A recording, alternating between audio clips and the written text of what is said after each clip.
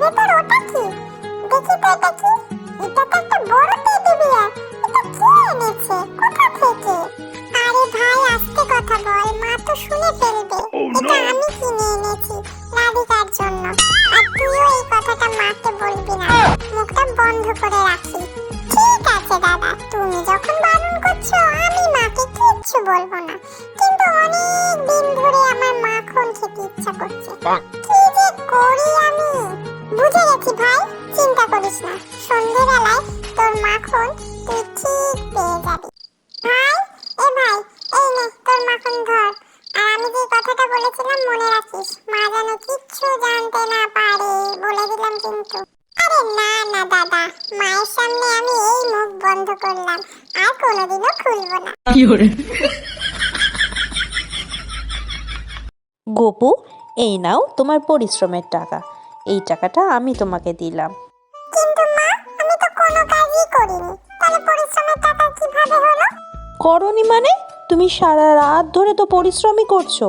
সারা রাত ধরে গোপীদের ঘরে গিয়ে গিয়ে এত মাখন চুরি করছো যে তার ভয়ে গোপীরা রোজ রাত্রে নিজেদের বাড়িতে জেগে বাড়ি পাহারা দিচ্ছে তোমার ভয়ে। তার জন্য রাত্রিবেলার পাহারাদারের কোনো প্রয়োজনই হচ্ছে না। তাহলে হলো না এটা পরিশ্রমের টাকা?